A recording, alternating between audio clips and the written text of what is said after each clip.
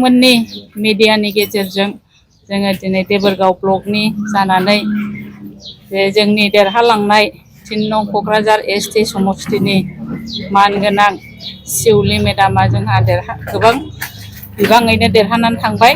दा बिनि थाखायनो जों केम्पेइनफ्राव बुंबोदोंमोन माने जोंहा ओरैनोथ' मेडामा देरहाखानायनि जों सिगाङावनो इसाराखौ मोनखादों आरो जोङो गमामायैनो मोजां बिबाङावनो जों देरहासार खालामनो हादों मेडामखौ। आरो दा बे देरहासारनायनि थाखायनो मेडामा जाहाथे गावनि मावनो लानाय खामानिफोरखौ मन्थ्रि मोननानै मोजाङै मोजां मावलांनो हायो।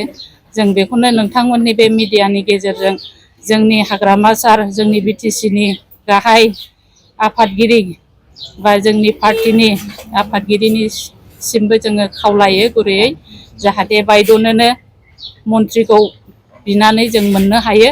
आरो लोगोसे जोंहा बिटिसिआव 15 जन एमएलए दारायदोंमोन, 15 जन मोनदोंमोन। दा 15 जननि गेजेराव जोंहा सासेल' आइजो मोननो हादों आरो बे आइजोआनो जाहैबाय जोंनि 3 नं क'क्राझार एसटि समष्टिनि। दा बिथांखौ जोङो जेरैखि जायाबाबो मन्थ्रिखौ मोननो थाखाय जों आसामनि गिबि मन्थ्रि मानगोनां श्री डक्टर हिमन्त बिश्व सारनिसिम जों बेखौनो खावलायगोन।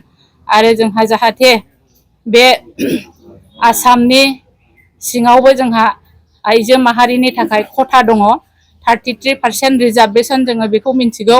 दा बिनि थाखायनो जों जिहेथु जोंनि बिटिसिआव सासेल' जों आइजोखौ केन्डिडेट हिसाबै मोनखादों आरो बिथाङानो गोबां बिबाङावबो देरहाखादों। दा बेखौनो जोङो सासे केबिनेट मन्थ्रि हिसाबै जाहाथे जों मोननो हायो, बेखौनो जोङो सारनिसिम गुरैयै खावलायनाय थागोन। आरो जाहाथे मेडामा बे 33% खथाखौ जाहाथे जोंनिफ्रायबो बिटिसिनिफ्रायबो जोंनि मोननो गोनांखौ जों मोननो हायो। आरो जोंनि बिटिसिखौ जौगानाय खामानिखौ बिथाङा मोजाङैनो मावफुंसारनो हाथों। आरो जों गासैबो बे आसामनि गासैबो जेसेबांनाखि मावनांगौ जेखि पदआवनो माने मन्थ्रिखौ बिथाङा मोननो हाया, बे मन्थ्रि बिबानखौ मोननानै जाहाथे बिथाङा गावनि गोसो जानानै गोसो होसारनानै मावनो आखायाव लानायखौ बिथाङा जाहाथे मावफुंनो हायो। जों बेखौनो बारे बारे डक्टर हिमन्त बिश्व सारनिसिम जोंनि मेडामनो मन्थ्रिखौ होनो थाखाय खावलायगोन।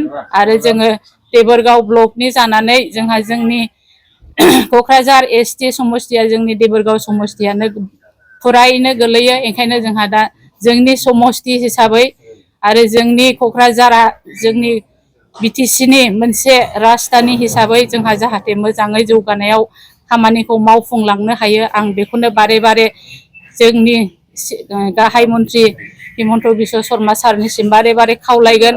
आरो जाहाथे अननाय दाखालामथों, जोंनि बे आइजो माहारिनि खथा 33%खौ जाहाथे मोनफुंनो हायो। खारन जोंहा सासेल' आइजोखा, बेखौनो आङो बारे बारे खावलायनानै नोंथांमोननि मिडियानि गेजेरजों नोंथांमोनखौबो साबायखर होनानै जाहाथे जोंनि बिनायखौ जोंनि हिमन्त बिश्व शर्मा सारा जाहाथे गनायो, आं बेखौनो खावलायनानै आं बेखिनिखौनो बुंनानै नोंथांमोनखौ बयनोबो आंनि गोजोननाय अननाय बावनानै आंनि बुंनायखौ एसेखिनियावनो फोजोबो। गोजोन्थों।